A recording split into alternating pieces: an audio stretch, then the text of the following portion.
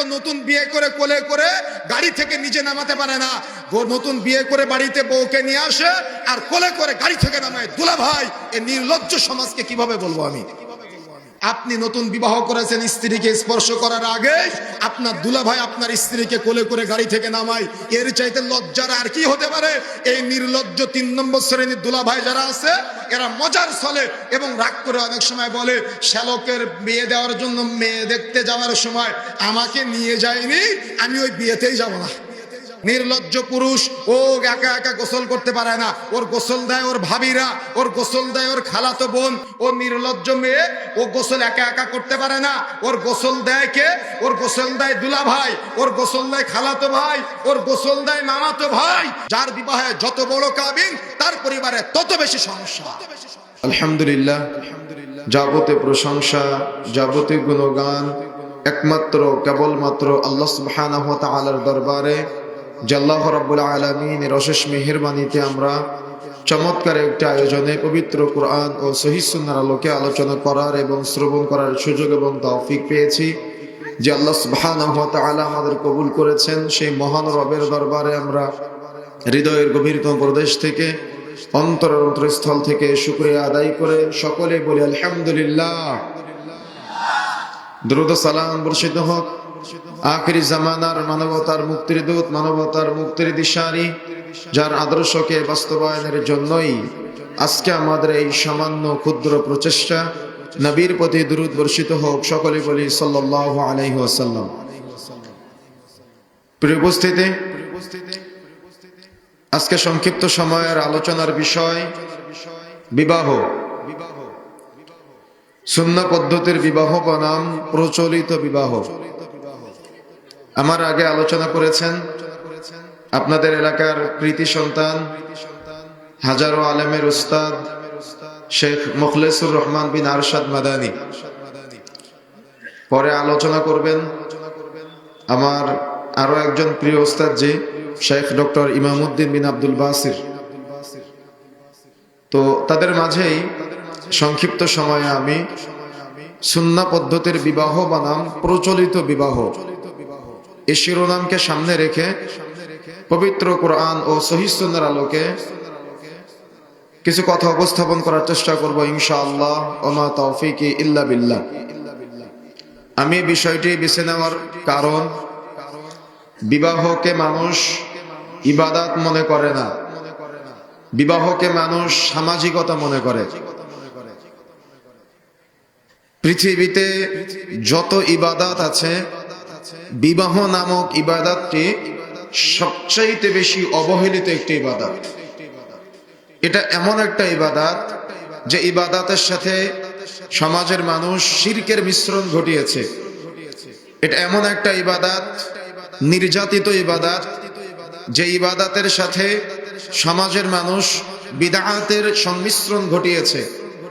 এটা বিবাহ এমন এক নির্যাতিত ইবাদত, যে ইবাদতের সাথে সমাজের মানুষ কুসংস্কার ঢুকিয়েছে। অর্থাৎ এক কথায় বিবাহ নামক ইবাদতটা সবচাইতে বেশি অবহেলিত একটি ইবাদত, যেটাকে অধিকাংশ মানুষ সামাজিকতা মনে করে, ইবাদত মনে করে না। অথচ রাসূলুল্লাহ সাল্লাল্লাহু আলাইহি ওয়াসাল্লাম বলছেন, ইয়া মা'শারাশ শাবাব মান ইসতাতা'a মিনকুম, হে যুবক সম্প্রদায়, যাদের বিবাহ করার ক্ষমতা আছে তোমরা বিবাহ করো। যে ব্যাপারে ইসলামের নির্দেশনা আছে সেটাকে আমরা হেলাই ফেলাই কাটিয়ে দিয়ে নিজেদের মতো করে বিবাহের সুন্নাহ পদ্ধতি পরিহার করে নিজেদের মনের মতো করে আমরা বিবাহর অনুষ্ঠানকে আজকে ঢেলে সাজানোর চেষ্টা করেছি। যার কারণেই তো বিবাহ নামক ইবাদতের মধ্যে আজকে গায়ে হলুদের নামে ছেলের বাড়ি থেকে মেয়ের বাড়িতে গিয়ে নোংরামি, আর মেয়ের বাড়ি থেকে ছেলের বাড়িতে গিয়ে নোংরামির অনুষ্ঠান করা হয়। বিবাহকে মানুষ ইবাদত মনে করে না বিধায় পুরা বিবাহ অনুষ্ঠানের 3 দিন আগে থেকে 3 দিন পর পর্যন্ত গান বাজনার আসরে পরিণত করা হয়।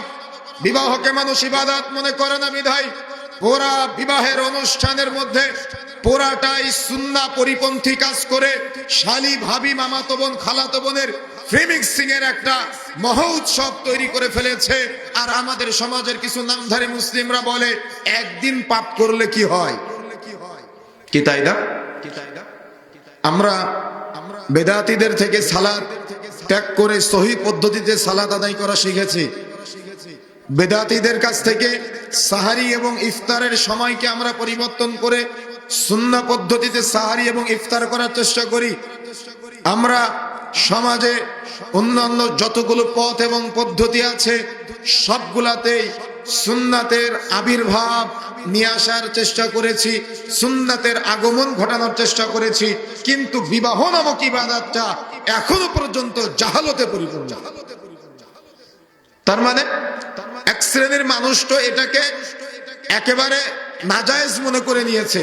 যেমন আপনি যদি কুষ্টিয়ার লালন ফকিরের আখড়াতে যান তাহলে সেখানে দেখতে পাবেন মাজারে লাল শালু পরে, অর্থাৎ লাল কাপড় নিচে একটা উপরে একটা লাল কাপড় পরে তারা মাজারে মাজারে ঘুরে বেড়ায়।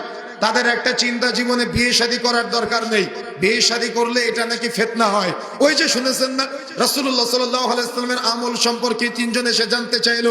যখন রাসূলুল্লাহ সাল্লাল্লাহু আলাইহি ওয়াসাল্লামের আমল সম্পর্কে জেনে তারা চলে যাচ্ছে, যাওয়ার সময় তারা বলছে আল্লাহ রাসূল নবী হওয়া সত্ত্বেও, রাসূল হওয়া সত্ত্বেও, মাসুম হওয়া সত্ত্বেও এত এত এত বেশি আমল করে, আমরা তো কোনো আমলই করতে পারি না। তিন বন্ধুর মধ্যে তিনজন তিন রকম নিয়ত করেছিল যে আমি জীবনে কখনো রাত্রে ঘুমাবো না, সারা রাত সালাত আদায় করব। তিন বন্ধুর মধ্যে এক বন্ধু বলেছিল আমি জীবনে কখনো বিবাহ করব না। কেন? বিবাহ করলে স্ত্রী পরিবার পরিজন আসলে ইবাদাতে বিঘ্ন ঘটতে পারে। তিন বন্ধুর মধ্যে এক বন্ধু বলেছিল আমি জীবনে কখনো সিয়াম ছেড়ে দিব না, আজীবন সিয়াম পালন করব। রাসূলুল্লাহ সাল্লাল্লাহু আলাইহি ওয়াসাল্লাম তাদের কথা শুনেছিলেন। রাসূলুল্লাহ সাল্লাল্লাহু আলাইহি ওয়াসাল্লাম তাদের কথা প্রেক্ষিতে বলেছিলেন যে ব্যক্তি, রাসূলুল্লাহ সাল্লাল্লাহু আলাইহি ওয়াসাল্লামের সেদিনের কথাটা আপনাদেরকে স্মরণ করিয়ে দেই, নবী হওয়া সত্ত্বেও, রাসূল হওয়া সত্ত্বেও রাতের কিছু অংশ ঘুমায়, কিছু অংশ ইবাদত করে। রাসূলুল্লাহ সাল্লাল্লাহু আলাইহি ওয়াসাল্লাম যেমন রাতের কিছু অংশ ঘুমায়, কিছু অংশ ইবাদত করে, সেম একইভাবে রাসূলুল্লাহ সাল্লাল্লাহু আলাইহি ওয়াসাল্লাম কিছুদিন সিয়াম পালন করে, কিছুদিন সিয়াম ছেড়ে দেয়।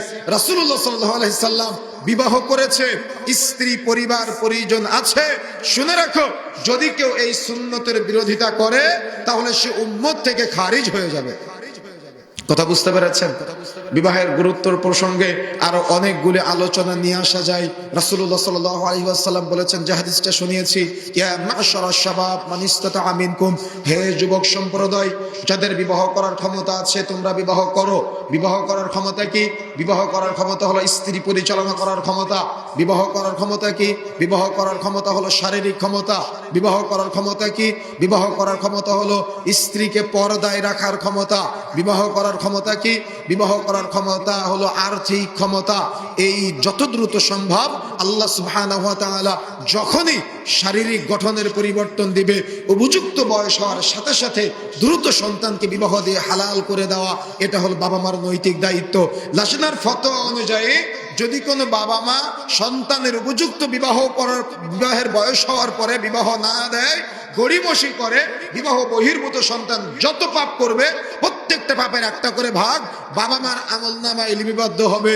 সুতরাং যারা কন্যার পিতা আছেন, আপনার কন্যার বয়স 25, 30, 35 বছর পার হয়ে যায়, সে কিন্তু ফেরেশতা না, তার পাপ হবে, এটাই স্বাভাবিক। কিন্তু আপনি যে আপনার কন্যাটাকে বিবাহ দিচ্ছেন না, তার পাপ হবে, এটা স্বাভাবিক। তার পাপের দায়ভার আপনি বাবা হিসেবে, অভিভাবক হিসেবে আপনার নেওয়া লাগবে। আপনি ছেলের পিতা, ছেলের উপযুক্ত বয়স হয়েছে, সে হারাম জায়গায় চরিত্র নষ্ট করে, আপনি এটা বুঝেন, আপনি এটা জানেন, তারপরেও রিজিকের চিন্তায় আপনি আপনার সন্তানকে বিবাহ দিচ্ছেন না। সন্তান বিবাহ বহির্ভূত যত গোপন পাপ করে তার একটা করে পাপের ভাগ আপনার আমলনামায় লিপিবদ্ধ হবে। সুতরাং মনে রাখার চেষ্টা করতে হবে, সন্তানের উপযুক্ত বয়স হয়েছে, দ্রুত বিবাহ দিয়ে তাকে হালাল করে দেওয়া অভিভাবক হিসেবে এটা আপনার নৈতিক দায়িত্ব। এ দায়িত্বে অবহেলা করলে আপনার সন্তান চরিত্র অপাত্রে ব্যবহার করবে। বিবাহের আগে যখন সে তার চরিত্র অপাত্রে ব্যবহার করতে করতে তার ক্ষুধা নিবারণ হয়ে যাবে, তখন বিবাহের পরে সে স্বামী স্ত্রীর মাঝে হৃদয়ের প্রশান্তি আর পাবে না। তখন 3 মাস না যেতেই তালাক আর তালাক, যেটা সমাজে অহরহ দেখা যায়। কি অস্বীকার করতে পারবেন? 3 দিন না যেতে স্বামী স্ত্রীর মাঝে গন্ডগোল, 3 মাস না যেতে স্বামী স্ত্রীর মাঝে মিল মহাব্বত থাকে না। কেন? সে তার চরিত্র অপাত্রে ব্যবহার করে, সে তার সমস্ত চরিত্র অপাত্রে ব্যবহার করে দিয়েছে।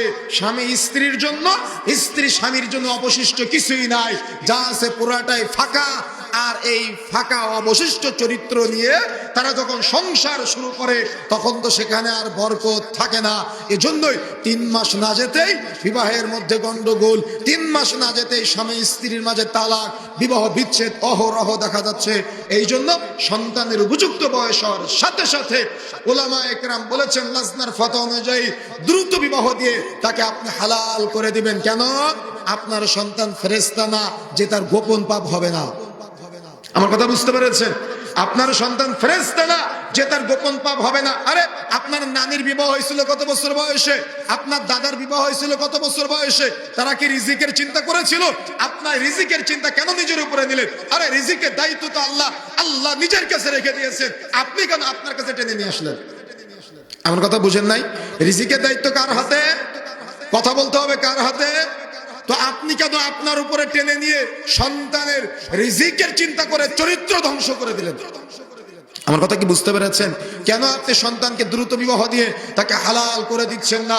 এই জন্য আজকে দায়িত্বহীন ভাষায় বলে যেতে চাই, মাইকের আওয়াজ যত দূর যাচ্ছে, মেয়েটার উপযুক্ত বয়স হয়েছে, দ্রুত তাকে বিবাহ দিয়ে হালাল করে দিবেন।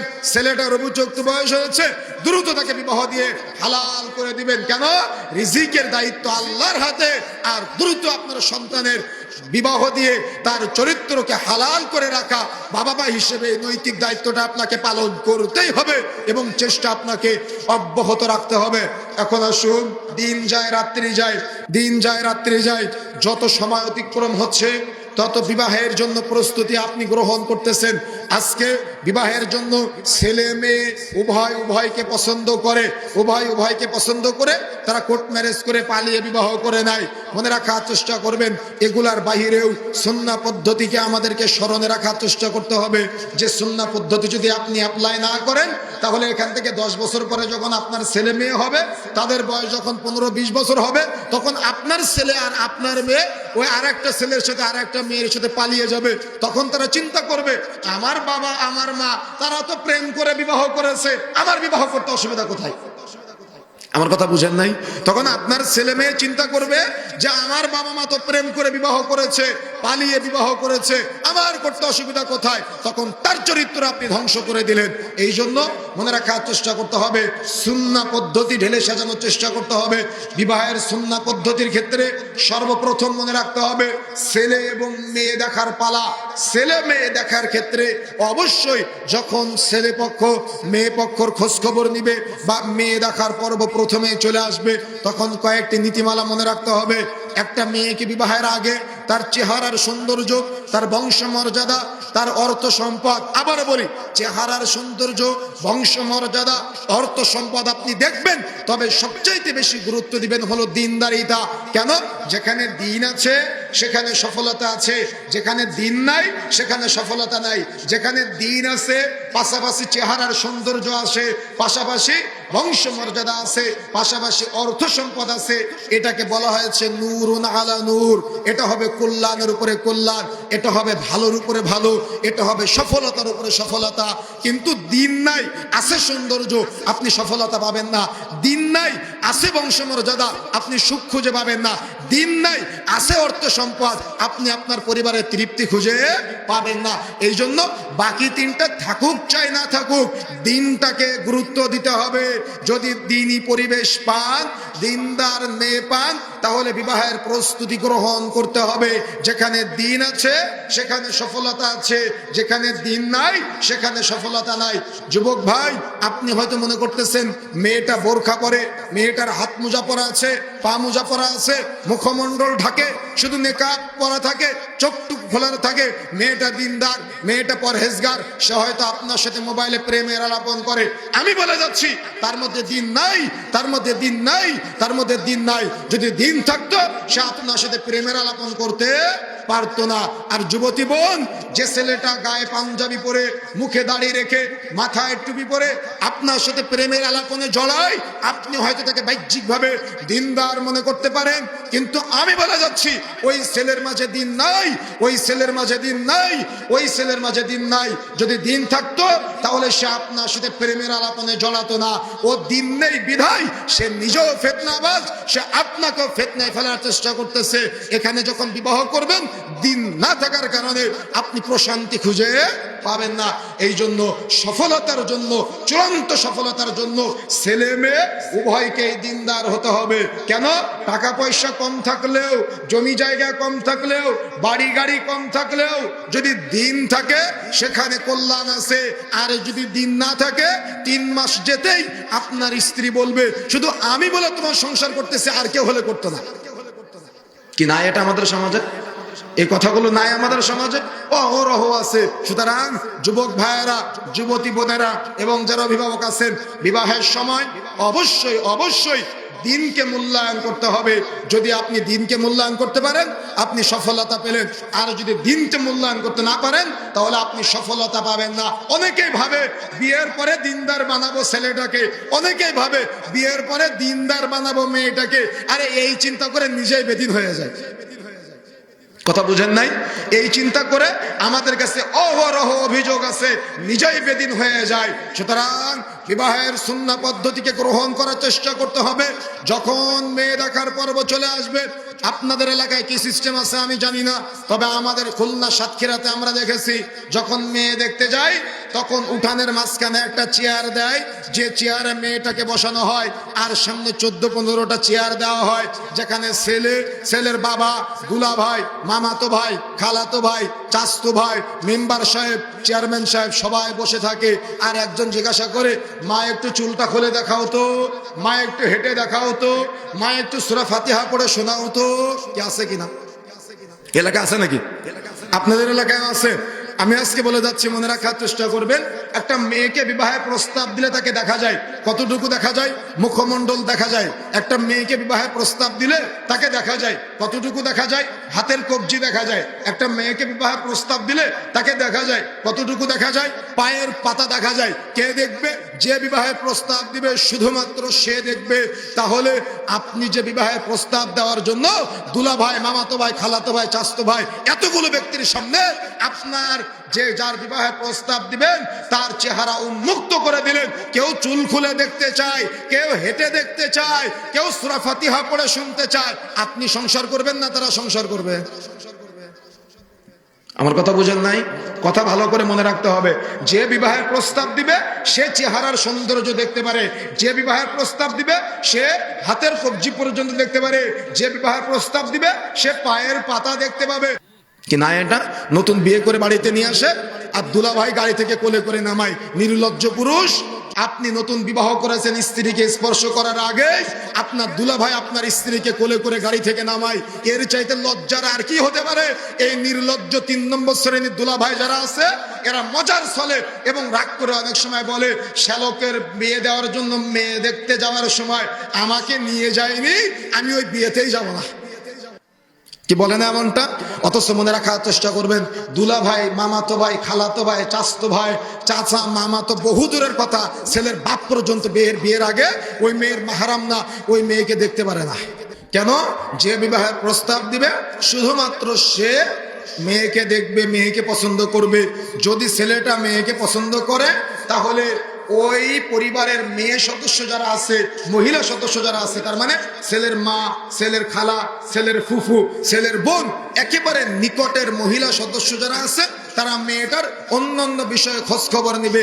আর পুরুষ মানুষ যারা আছে, এরা অন্যান্য বিষয়ে আঞ্জাম দেওয়ার চেষ্টা করবে। এভাবেই সুন্নাহ পদ্ধতিতে মেয়ে দেখে ছেলে পছন্দ করবে এবং বিবাহের জন্য দিনদারিতা দেখে প্রস্তুতি গ্রহণ করবে। ছেলে একা মেয়ে দেখবে কেন? বিবাহের প্রস্তাব দিবে কে? ছেলে। সংসার কে করবে? ছেলে। ওই মেয়ের বিবাহের পরে তার সৌন্দর্য উপভোগ করতে পারবে কে?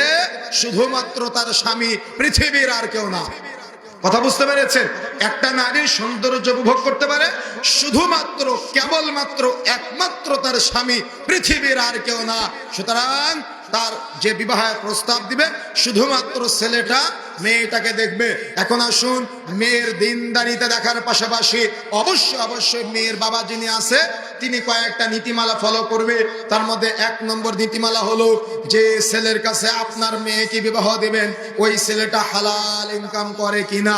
কয় টাকা ইনকাম করলো এটা দেখার বিষয় না, মূলত ছেলেটা হালাল ইনকাম করে কিনা, আপনার মেয়েকে হালাল খাবার খাওয়াতে পারবে কিনা এটা আপনি প্রথমে দেখার চেষ্টা করবেন।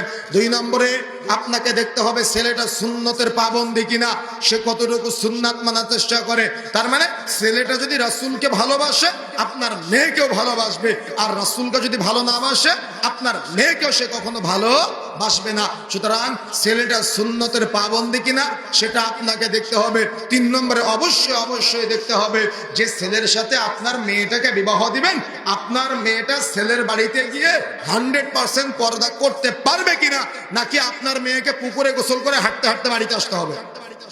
কথা বুঝেন নাই কি? গ্রাম অঞ্চলে না এমনটা? পুকুরে গোসল করে রাস্তার মানুষের সামনে হাঁটতে হাঁটতে নির্লজ্জের মতো হাঁটতে হাঁটতে বাড়িতে আসে। এই জন্য মেয়ের বাবারা বিবাহের আগেই চিন্তা করবেন যে আপনার মেয়েকে যে ছেলের সাথে বিবাহ দিবেন ওই ছেলের বাড়িতে আপনার মেয়েটা পর্দায় থাকতে পারবে কিনা। অনেক দিনী বোন আছে যারা ইসলামের সঠিক বুঝ পাওয়ার পরে অনেক সময় ফোন দিয়ে কান্নাকাটি করে যে সে যখন দিন বুঝলাম, দিন জানলাম, দিন মানলাম, তারপরেও আমার স্বামী জোর করে দুলা ভাইয়ের কাছে খোঁজ গল্প করার জন্য পাঠায়। আমার শাশুড়ি দুলা ভাইয়ের সামনে বসে গল্প না করলে স্বামীর কাছে অভিযোগ করে। এরকম কোনো সুযোগ চলবে না, বরং আপনার মেয়েকে বিবাহ দেওয়ার সময় দেখবেন পুরুষ হিসেবে আপনার মেয়েকে কতটুকু দিন পালনে সহযোগিতা করতে পারে। যে বাড়িতে আপনার মেয়েকে পাঠাবেন ওই বাড়িতে গিয়ে আপনার মেয়েটা কতটুকু দিন পালন করতে পারবে, শরীয়ত পালন করতে পারবে, ইসলামের চর্চা করতে পারবে, এটা অবশ্যই আপনাকে দেখতে হবে। তা না হলে আপনার মেয়েকে আপনি কষ্টে ফেলে দিবেন। সুতরাং ছেলেও দেখা হলো দিনদার হিসেবে, মেয়েও দেখা হলো দিনদার হিসেবে। দিনদার ছেলে দিনদার মেয়ে উভয়ে যখন নির্বাচিত হলো তখন বিবাহের প্রস্তুতি শুরু হলো। বিবাহের প্রস্তুতি যখন শুরু হয় তখন সমাজে প্রচলিত আছে ছেলের বাড়ি থেকে মেয়ের বাড়িতে গিয়ে দিন তারিখ নির্ধারণ করা এবং মোহর নির্ধারণ করা, কাবিন নির্ধারণ করা। কি আছে কিনা? কি আছে না এমনটা? যখন ছেলে মেয়ে পছন্দ হয় তখন মোহর এবং কাবিন নির্ধারণ করার জন্য একটা দিন ফিক্সড করা হয়। ছেলের পরিবারের বাপ চাচা দাদা নানা, মেয়ের পরিবারের বাপ চাচা দাদা নানা সবাই একসাথে বসে ছেলের উপরে একটা মোহর আর কাবিনের ভার চাপায় দেয়। কি আছে না? এখন আপনাদের কাছে আমি একটা প্রশ্ন করি, বলেন তো মোহর আর কাবিন এক না আলাদা? উত্তর দেন। মোহর আর কাবিন এক না আলাদা? হ্যাঁ, আচ্ছা। অনেকের মনে প্রশ্ন হলো আলাদা, আবার অনেকের মনে জানার আগ্রহ হলো একই জিনিস। এখন এক্ষেত্রে কথা হলো যে মোহরটা হলো বৈধ, মোহরটা হলো হালাল, আর কাবিনটা হলো দেশীয় কাবিন নামায় লেখার একটা পদ্ধতি। কিন্তু বর্তমানে ভুল যেটা করা হচ্ছে, আমাদের গবেষণা যেটা পেয়েছি, মোহরকে করা হয় 10,000 টাকা আর কাবিন করা হয় 10 লাখ টাকা। আমার কথা কি বুঝতে পেরেছেন? মোহর করা হয় 10,000 টাকা আর কাবিন করা হয় 10 লাখ টাকা। এক্ষেত্রে সিস্টেমটা কি? মোহর 10,000 টাকা পরিশোধ করে দেয় আর কাবিন 10 লাখ টাকা করে, এই জন্য যাতে করে আমার মেয়েটাকে তালাক দিতে না পারে। কি আমি ভুল কিছু বলেছি? এটা কি টেকনিক না? তাহলে সুন্নাহ পদ্ধতির ইবাদতের মধ্যে আপনি এই টেকনিক কোথা থেকে নিয়ে আসলেন? টাকা কি কখনো বিবাহ টিকাতে পারে? টাকা কখনো বিবাহ টিকাতে পারে? সম্পদ কখনো বিবাহ টিকাতে পারে? মনে রাখার চেষ্টা করবেন, লাজনার ফতোয়া অনুযায়ী মোহর আর কাবিন আলাদা করে বিবাহের মধ্যে যদি আপনি মোহরকে 10,000 টাকা করেন আর ও যাতে করে তালাক দিতে না পারে এই জন্য কাবিনকে আপনি আলাদা হিসেবে তৈরি করেন, ওলামা একরাম এটাকে নাজায়েজ বলেছে। তার মানে যদি আপনি মনে করেন মোহর আর কাবিন একই জিনিস, 1 লাখ টাকা মোহর, 10,000 টাকা নগদ, 90,000 টাকা বাকি, তাহলে ঠিক আছে পরবর্তীতে পরিশোধ করবে। কিন্তু যদি ভাবে 10 লাখ টাকা বিবাহ টিকানোর জন্য, তাহলে ওলামা একরাম বলেছেন এটা নিষিদ্ধ, এটা চলবে না। কোন কোন পর্যায়ে নিয়তের সাথে এটা হারামের পর্যায়ে পড়ে যেতে পারে। সুতরাং সতর্ক হতে হবে। আপনার দাদার বিয়ে হয়েছিল 500 টাকা মোহরে, আপনার নানার বিবাহ হয়েছিল 50 টাকা মোহরে, কিন্তু তাদের পরিবারে যে সুখ ছিল, তাদের পরিবারে যে শান্তি ছিল, আপনার 10 লাখ টাকা মোহরের বিনিময়ে পরিবারে সেই সুখ নেই, সেই শান্তি নেই। কেন? দিনকে প্রায়োরিটি দেন নাই, তাই দিনকে যাচাই বাছাই করার চেষ্টা করেন নাই, সেই জন্য। সুতরাং মাইকের আওয়াজ যতদূর পর্যন্ত যাচ্ছে, মোহর নির্ধারণ করার ইসলামী শরীয়তে একটা সুন্নাহ পদ্ধতি আছে। সেটা হলো, মোহর নির্ধারণ করার সুন্নাহ পদ্ধতি হলো, ছেলে যে মোহর দিবে আর মেয়ের বাবা যে মেয়ের ওলি, এরা দুইজন একসাথে কথা বলবে। মেয়ের ওলি যিনি আছে তিনি ছেলের কাছে প্রস্তাব রাখতে পারে, আমার মেয়েকে তো তোমার সাথে বিবাহ দিচ্ছি, তুমি হালাল ইনকাম থেকে কত টাকা মোহর দিতে পারবা? তখন ছেলে যদি বলে আমি 50,000 টাকা দিতে পারবো, যদি আপনার সামর্থ্য থাকে বিয়ে দেন, সামর্থ্য না থাকলে ওই বিবাহ টিকানোর জন্য 5 লাখ টাকা কাবিন করে বিয়ে দিয়েন না। কথা বুঝতে পেরেছেন? কেন? ওই টাকা কখনো বিবাহ টিকাতে পারে না, ওই টাকা কখনো সুখ নিয়ে আসতে পারে না, ওই টাকা কখনো শান্তি নিয়ে আসতে পারে না। বরং আমরা দেখেছি, যার বিবাহে যত বড় কাবিন, তার পরিবারে তত বেশি সমস্যা। বাস্তব অভিজ্ঞতা বললাম। সুতরাং প্রিয় বন্ধুরা আমার, মোহরকে সহজ করে বিবাহকে সহজ করে দিবেন, মোহরকে সহজ করে বিবাহকে সহজ করে দিবেন, মোহরকে সহজ করে সুন্নাহ পদ্ধতির বিবাহকে সমাজে প্রচলন ঘটানোর চেষ্টা করবেন। এই জন্য মেয়ের বাবা যারা আছেন নমনীয় হতে হবে, ছেলের অভিভাবক যারা আছেন নমনীয় হতে হবে। মোহরের কথা বলার সাথে সাথে চট করে আপনাদের উত্তরবঙ্গে আর একটা কথা হয় যে, মোহর তো ঠিক হলো, এখন ছেলেকে আপনারা কি দিবেন? কি কথা আছে না? নির্লজ্জ কিছু মহিলা আছে গ্রামগঞ্জে, ওই যে মেয়েটা, বড় ছেলের বিয়ে হয়েছে, বড় ছেলের বাবার শ্বশুর বাড়ি থেকে মোটর সাইকেল দিয়েছে, মেজো ছেলের বিবাহ হয়েছে, মেজো ছেলের বৌমা, তার মানে যার সাথে বিবাহ হয়েছে, মেয়েটা বাপের বাড়ি থেকে খাট পালঙ্ক নিয়ে এসেছে। ছোট ছেলের বউটার বাবা একটু গরিব, কিচ্ছু নিয়ে আসতে পারে না। ঘর ঝাড়ু দিবে কে? ছোট ছেলের বউ। ঘর লেপবে কে? ছোট ছেলের বউ। বাসন কোসন মাজবে কে? ছোট ছেলের বউ। রান্না বান্না কে করবে? ছোট ছেলের বউ। তার মানে ওর বাবা যে গরিব। আমার কথা বুঝতে পেরেছেন? এরকম বহু পাষাণ হৃদয়ের অধিকারী শ্বশুর শাশুড়ি আছে, যারা এদের উপরে নির্যাতন করে আর বারবার বলে যে, গ্রাম্য কিছু মহিলাও আছে, কিছু পুরুষও আছে, যারা পাশের বাড়ি থেকে এসে ওই কানে কানে কথাবার্তা বলে বা লাগায়। সেটা হলো যে, তোমার বাবা তো কিছুই দিতে পারলো না। তার মানে নির্লজ্জের মতো জিজ্ঞাসা করে, আরে যুবক ভাই, 20 বছর, 18 বছর, 25 বছর পর্যন্ত একটা মেয়েকে আদর যত্ন সোহাগ করে গড়ে তুলে আপনার আরাম আয়েশ তৃপ্তি প্রশান্তির জন্য আপনার কাছে তার বাবা পাঠালো, আর আপনি তার বাবার কাছে কি আশা করতেছেন? কথা বুঝতে পেরেছেন আমার? সুতরাং মাইকের আওয়াজ যতদূর পর্যন্ত যাচ্ছে, এই যে যৌতুক আপনি নিচ্ছেন, এটা কিন্তু ফেরতযোগ্য সম্পদ। তার মানে আপনার শ্বশুরের কাছ থেকে আপনি যেটা নিচ্ছেন প্রয়োগ করে যৌতুক হিসেবে, সেটা মৃত্যুবরণ করার আগে যত দ্রুত সম্ভব ফেরত দেওয়ার চেষ্টা করতে হবে। এটা আপনাকে ফেরত দিতে হবে। কেন? যৌতুক হারাম, জুলুম করার চেষ্টা করবেন না, এটা কিন্তু ইসলামে হারাম। সুতরাং বিবাহ বৈঠকে যে যৌতুকের আলোচনা হয়, এটা টোটাল কাট করতে হবে, এটা টোটাল বয়কট করতে হবে। কোন প্রকার বিবাহের অনুষ্ঠানে যৌতুকের আলোচনা চলবে না। এটা মনেও চিন্তা করবেন না কোনো সময়, অন্তরেও পরিকল্পনা করবেন না। এই ছোট লোকই চিন্তা অন্তরেও কোনো সময় নিয়ে আসার চেষ্টা করবেন না, বরং মোহর দিয়ে স্ত্রীকে নিয়ে আসার চেষ্টা করবেন। যৌতুকের চিন্তা টোটালি ব্রেন থেকে ছুঁড়ে ফেলে দেওয়ার চেষ্টা করতে হবে। এখন আসুন, সুন্দর করে মোহর সুন্নাহ পদ্ধতিতে নির্ধারিত হলো। মোহর সুন্নাহ পদ্ধতিতে নির্ধারিত হওয়ার পরে যৌতুক প্রথা বর্জন করা হলো। এবার বিবাহের দিন তারিখ নির্ধারণ করার পালা। যেদিন বিবাহের দিন তারিখ নির্ধারণ করা হয়েছে, তার 3 দিন আগে থেকে 3 দিন পর পর্যন্ত ওই এলাকার মানুষ আর ঘুমাতে পারে না। কেন ঘুমাতে পারে না? ডুমডুম আওয়াজের ঠেলায়। তার মানে বিবাহ এতটাই নির্যাতিত ইবাদত, এই ইবাদতের মধ্যে বক্স ভাড়া করে গান বাজনা বাজানো হয়। কে অস্বীকার করতে পারবেন? অস্বীকার করতে পারবেন? পৃথিবীতে কোন ইবাদত আছে যে ইবাদতে মুসলমানরা গান বাজনা বাজায়? আরে মাজার পূজারীর কথা বাদ দেন, তারা লাশ কবরে রাখার সময়ও গান বাজনা বাজাতে বাজাতে লাশ কবরে নামায়, তাদের কথা বাদ দেন। আপনি তো আহলে হাদিস ঘরের সন্তান, আপনি তো সালাফি, আরে আপনি তো প্রকৃত মুহাম্মাদি, আপনি আহলে হাদিস হয়ে আপনার বাড়িতে গান বাজনা বাজে কিভাবে? আর যারা ইমাম সাহেব আছেন, আপনি যে বাড়িতে গান বাজনা বাজে, কোন লজ্জায় 500 টাকার জন্য ওই বিয়ে পড়াতে যান?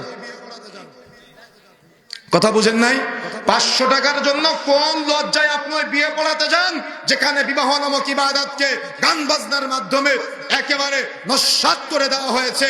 সুতরাং কোন ইমাম সাহেব যাদের কানে কথাগুলো পৌঁছাচ্ছে 500 টাকা 1000 টাকার লোভে এরকম গান বাজনার অনুষ্ঠানে নির্লজ্জের মতো বিবাহ পড়াতে গিয়ে ইসলামকে ধ্বংস করার চেষ্টা করবেন না। দেখা যাক ও কার কাছ থেকে বিবাহ পড়ে, ওই গায়ক গায়িকাকে ধরে নিয়ে আসুক তাদের কাছে বিবাহ পড়ানোর জন্য। সুতরাং সতর্ক হতে হবে, কোন বিবাহে গান বাজনা চলবে না। বিবাহের 3 দিন আগে থেকে 3 দিন পর পর্যন্ত সমাজে যে গান বাজনা চলে, এই গান বাজনা হারাম। ডুমডুম আওয়াজের ঠেলায় এলাকার মানুষ ঘুমাতে পারে না, এলাকার মানুষ ইবাদত বন্দেগী করতে পারে না, এটা হারাম। এটা বিবাহ নামক ইবাদতের মধ্যে চলবে না। বিবাহের আগের দিন ছেলের বাড়ি থেকে মেয়ের বাড়িতে চলে যায় গান বাজনা বাজাতে বাজাতে গায়ে হলুদের জন্য। আবার মেয়ের বাড়ি থেকে একদল মেয়ের খালাতো বোন, চাচতো বোন, মামাতো বোন সবাই চলে আসে ছেলের গায়ে হলুদ দেওয়ার জন্য। তার মানে পুরাটাই জাহেলিয়াতের পন্থা সমাজে চলতেছে। জানি না আপনাদের গ্রাম অঞ্চলে কি সিস্টেম আছে, কিন্তু শহর অঞ্চলে কমিউনিটি সেন্টার ভাড়া করে ছেলে পক্ষ আর মেয়ে পক্ষ গায়ে হলুদের নাচানাচি করে। এটা নিঃসন্দেহে হারাম। মেয়ের গায়ে হলুদ দিতে পারে কে দিবে? মেয়ে একা মেয়ের গায়ে হলুদ দিতে পারে? মেয়ের গায়ে হলুদ দিতে পারে কে দিবে? মেয়ের মা মেয়ের গায়ে হলুদ লাগাবে মুখে, হাতে আর পায়ে। মেয়ের গায়ে মেয়ের বোন হলুদ লাগাতে পারে, কোন পুরুষ সদস্য মেয়ের গায়ে হলুদ দিতে পারে না। ছেলের গায়ে হলুদ দেওয়া যেতে পারে। ছেলের মুখে কে হলুদ দিবে? ছেলে নিজে দিবে। ছেলের হাতে হলুদ মাখতে পারে, ছেলের বাবা দিবে, ছেলের ভাই মুখে লাগিয়ে দিতে পারে। ওই খালাতো বোন, মামাতো বোন, চাচতো বোন এসে হলুদ সন্ধ্যার আয়োজন করবে আর ঢলাঢলি করবে, মাখামাখি করবে। কে কার শরীরে কোথায় হাত দেয় কোনো প্রকার কোনো চিন্তা ভাবনা নাই। আর সমাজে প্রচলিত মহিলাদের কিছু গীত আছে, যে গীতগুলা গায় আর নির্লজ্জের মতো নাচানাচি করে, কাদা মাখামাখি করে, গোসলের আয়োজন করে। কে কার গোসল দেয়? ও নির্লজ্জ পুরুষ, ও একা একা গোসল করতে পারে না, ওর গোসল দেয় ওর ভাবিরা, ওর গোসল দেয় ওর খালাতো বোন। ও নির্লজ্জ মেয়ে, ও গোসল একা একা করতে পারে না, ওর গোসল দেয় কে? ওর গোসল দেয় দুলা ভাই, ওর গোসল দেয় খালাতো ভাই, ওর গোসল দেয় মামাতো ভাই। এই নির্লজ্জ সমাজে সুন্নাহ পদ্ধতির বিবাহকে ফেরানোর জন্য বিবাহের এই যে প্রচলিত গায়ে হলুদের নামে নোংরামি চলে, ছেলের বাড়ি থেকে একদল ছেলে গিয়ে মেয়ের গায়ে হলুদ লাগানো, আর মেয়ের বাড়ি থেকে একদল মেয়ে এসে ছেলের গায়ে হলুদ লাগানো, এই নির্লজ্জপনা, এই বেহায়াপনা সমাজ থেকে উঠাতে হবে। পারবেন ইনশাআল্লাহ? কথা বলেন, পারবেন ইনশাআল্লাহ? চেষ্টা করতে হবে আমাদের। তার মানে সমাজে প্রচলিত বিবাহের 3 দিন আগে থেকে 3 দিন পর পর্যন্ত গান বাজনা, অশ্লীলতা এবং বিশেষ করে বিভিন্ন রকম যে আয়োজনগুলো করা হয় সুন্নাহ পরিপন্থী, এগুলো সব বর্জন করতে হবে। এবং বর্জন করাটাই নৈতিক দায়িত্ব, বর্জন করাটাই মুসলিমের দায়িত্ব, বর্জন করাটাই আপনার ইমানের দায়িত্ব। আপনি 5 ওয়াক্ত সালাত আদায় করেন, আপনি কোনোদিন কথা বলতে পারেন না যে একদিন লাগালে কি হয়, একদিন পাপ করলে কি হয়। এ কথা বলা মানে কি জানেন? পাপকে ঘৃণা না করা। কথা বুঝতে পেরেছেন? পাপকে ঘৃণা না করা। আপনি মুরব্বী 5 ওয়াক্ত সালাত আদায় করেন, আপনার চোখের সামনে আপনার বাড়িতে রং মাখামাখি করবে, গোবর মাখামাখি করবে, কাদা মাখামাখি করবে, আপনি মেনে নিবেন? এটা মেনে নেওয়ার চেয়ে কবরে যাওয়া ভালো। কথা বুঝেন নাই? সুতরাং সতর্ক হতে হবে, সাবধান হতে হবে। পুরা বিবাহ নামক ইবাদতটা একেবারে জাহালতের অতল গহ্বরে নিমজ্জিত করেছে আজকে আমাদের সমাজের কিছু মানুষ। এরপরে আসেন বিবাহের দিন যখন চলে আসে, তখন বিবাহের সময় ছেলের বাড়ি থেকে ওই মেয়ের বাবার উপরে প্রেশার ক্রিয়েট করা হয়, আমার 200 জন নেওয়া লাগবে। আরে আপনি 200 জন কেন, 500 জনকে খাওয়ান, ইসলাম নিষেধ করে নাই। কিন্তু সেটা আপনার বাড়িতে অলিমার দিন খাওয়ান, মেয়ের বাবার বিবাহে কোনো খরচ নেই। মেয়ের বাবা যদি চায় তাহলে আপনার আদর যত্ন আপ্যায়ন করতে পারে, কিন্তু আপনি চাপ প্রয়োগ করতে পারেন না। কথা বুঝতে পেরেছেন? যদি খাওয়াতে মন চায় গোটা নওগাঁ জেলার মানুষকে খাওয়ান, আপনার বাড়িতে অলিমার দিন খাওয়ান। কথা বুঝতে পেরেছেন? আপনার বাড়িতে যদি অলিমা হবে সেই দিন আপনি খাওয়ান। মেয়ের বাবার উপরে প্রেশার ক্রিয়েট করে নারী পুরুষ বিউটি পার্লার থেকে সাজুগুজু করে এসে ঢ্যাং ঢ্যাং করতে করতে ওই বিবাহ অনুষ্ঠানে গিয়ে পুরুষকে আকৃষ্ট করবে এবং নিজেরা যৌনাচারে লিপ্ত হবে। সুন্দর করে গেট যখন ধরে আবার গান গায়, টাকা না দেওয়া পর্যন্ত একজন আরেকজনের দিকে স্প্রে মারে। কত রকম বিয়াই বিন নামে কত রকম অবসংস্কৃতি সমাজে প্রচলিত আছে। পুরা বিবাহ নামক ইবাদতে এভাবে জাহালতের স্থান দিয়েছে আজকে নামধারী কিছু মুসলমানরা। আর এগুলা নিয়ে কিছু বলতে গেলে আজকে আমাদের সমাজের কিছু মানুষ আছে বলে এগুলো তো সামাজিকতা। আরে সামাজিকতা না, এটা একটা ইবাদত। কথা বুঝেন নাই? এটা সামাজিকতা না, এটা ইবাদত। সুতরাং ইবাদত হতে হবে সুন্নাহ পদ্ধতিতে, আপনার পদ্ধতিতে না। আপনি যদি এভাবে বলেন তাহলে আপনি বলতে যাচ্ছেন, আপনি বোঝাতে যাচ্ছেন ইসলাম আপনার মতো করে চলুক। ইসলাম আপনার মতো করে চলবে না আপনি ইসলামের মতো চলবেন? কোনটা হবে? কোনটা হবে? কথা বুঝেন নাই? ইসলাম আপনার মতো চলবে না আপনি ইসলামের মতো করে চলবেন? ইসলামের মতো করে আমাকে আপনাকে চলতে হবে। সুতরাং আপনার ওই বিবাহেতে মেয়েরাও আসতে পারে, পর্দা করে আসতে হবে, মেয়েরা আসবে। স্বামী স্ত্রী দুইজন এসেছে, দুইজনের এই দাওয়াত, দুইটা প্যান্ডেল থাকবে, একটা ছেলেদের প্যান্ডেল খাওয়া দাওয়ার আর একটা মেয়েদের প্যান্ডেল খাওয়া দাওয়ার। ছেলেদের প্যান্ডেলে স্বামী ঢুকে যাবে আর মেয়েদের প্যান্ডেলে স্ত্রী ঢুকে যাবে, অর্থাৎ দুজন একসাথে আসবে কিন্তু স্বামী স্ত্রী দুই প্যান্ডেলে চলে যাবে। কথা বুঝেন নাই? চালু করেন না, দেখেন চালু করে কত চমৎকার পদ্ধতি হয়। তার মানে ছেলেদের খাবারের পদ্ধতি আলাদা জায়গায়, মেয়েদের খাবারের সিস্টেম আলাদা জায়গায়। আলাদা জায়গায় তারা সুন্নাহ পদ্ধতিতে সুন্দর করে খাবারের আপনি আয়োজন করতে পারেন, সমস্যা নাই। এবার বিবাহের দিন সমাজে প্রচলিত আছে, ছেলের কাছে 3 বার কবুল বলানোর পরে মেয়ের কাছে চলে যায়, সবাই মিলে সাক্ষী সমুদ সবাই গিয়ে মেয়ের কাছে কবুল বলায়। কি আছে কিনা? কে আছে সমাজে? এগুলা মনে রাখার চেষ্টা করবেন। বিবাহের সুন্নাহ পদ্ধতি হলো মেয়ের বাবা মেয়ের কাছ থেকে অনুমতি নিয়ে আসবে। মেয়ে যদি চুপ থাকে মনে করতে হবে সম্মতির লক্ষণ। মেয়ে যদি বলে আমি বিবাহ করব না ওই ছেলের সাথে, আপনি বাবা হিসেবে জোর করে আপনার মেয়েকে বিবাহ দিতে পারেন না। মেয়ে যদি বিবাহ করবে না বলে কান্নাকাটি করে, আপনি জোর করে আপনার মেয়েকে বিবাহ দিতে পারবেন না। ইসলাম নারীকে এই মর্যাদাটুকু দিয়েছে, এই মর্যাদা আপনি বাবা হিসেবে দেওয়ার চেষ্টা করবেন আপনার মেয়েকে। সুতরাং মেয়ের কাছ থেকে অনুমতি নিয়ে বিবাহ বৈঠকে সুন্নাহ পদ্ধতির খুতবার পরে আপনি বাবা হিসেবে মেয়ের কাছ থেকে যে অনুমতি নিয়ে আসলেন, এই অনুমতির প্রেক্ষিতে আপনি ছেলের হাতে আপনার মেয়েকে তুলে দিবেন। কিভাবে? আমি অমুক, আমার মেয়ে অমুক, তুমি অমুক, তোমার বাবা অমুক, এত টাকা মোহরের বিনিময়ে আমার মেয়েকে তোমার সাথে বিবাহ দিচ্ছি। তখন ছেলে বলবে আমি কবুল করলাম, বিবাহ শেষ। এটা সুন্নাহ পদ্ধতি। কথা বুঝেন নাই? এটা হলো সুন্নাহ পদ্ধতি। কিন্তু সমাজে ওই যে বলেছিলাম না, দুলা ভাই, মামাতো ভাই, খালাতো ভাই, চাচতো ভাই, তারা বিবাহের আগে মেয়েকে দেখতে পারে না। তাহলে ওই সাক্ষী সমুদ যখন কাবিন বলতে, কবুল বলতে যায়, তখন মেয়েকে দেখতে পারবে কিভাবে? কথা কি বুঝতে পেরেছেন? কাজী সাহেব কি মাহরাম যে কাজী সাহেব আপনার মেয়ের চেহারা দেখবে? কাজী সাহেব কি আপনার মেয়ের মাহরাম যে কাজী সাহেব আপনার স্ত্রীর চেহারা দেখবে? সুতরাং সতর্ক হতে হবে, সাবধান হওয়ার চেষ্টা করতে হবে। বিবাহের দিন সুন্দর করে যখন বিবাহ পড়ানো। এর মাঝে আরেকটা কথা বলে রাখি, এই সুন্নাহ পদ্ধতির বিবাহের প্রচলনের পদ্ধতি সমাজে না থাকার কারণে আর একটা প্রথা প্রচলিত আছে। সেটা হলো যে যখন ছেলে মেয়ে প্রেমের আলাপনে লিপ্ত হয়, বাড়ি থেকে মেনে নেয় না, তখন কোর্টে গিয়ে কোর্ট ম্যারেজ করে একেবারে উভয় পরিবারের অনুপস্থিতিতে বিবাহ করে নেয় বন্ধুদের সাক্ষীর ভিত্তিতে। কি আছে কিনা? কাজী সাহেবদের কিয়ামতের মাঠে কি হবে বলেন তো? কাজী সাহেবদের কিয়ামতের মাঠে কি হবে? রাসূলুল্লাহ সাল্লাল্লাহু আলাইহি ওয়াসাল্লাম বলছেন, রাসূলুল্লাহ সাল্লাল্লাহু আলাইহি ওয়াসাল্লাম বলছেন, লা নিকাহা ইল্লা বিওয়ালি, যে বিবাহে ওলি নেই সেই বিবাহ বাতিল। ফানিকাহু বাতিল, ফানিকাহু বাতিল, ফানিকাহু বাতিল। সুতরাং যে বিবাহে ওলি নেই সেই বিবাহ বাতিল। তার মানে যারা প্রেম করে পালিয়ে কোর্টে গিয়ে কোর্ট ম্যারেজ করে বিবাহ করেছিলেন, যেখানে মেয়ের ওলি উপস্থিত ছিল না, ওই বিবাহ বাতিল, ওই বিবাহ বাতিল, ওই বিবাহ বাতিল। সুতরাং আপনি যে সংসার করতেছেন, জেনার গুনাহ হচ্ছে। মেনে নেওয়া আর বিবাহ দেওয়া এক জিনিস নয়। সুতরাং সুন্নাহ পদ্ধতিতে মেয়ের বাবা মেয়েকে ছেলের হাতে সাক্ষীদের সামনে বিবাহের সুন্নাহ পদ্ধতির খুতবার পরে উঠিয়ে দিবে। এটা চমৎকার একটা পদ্ধতি।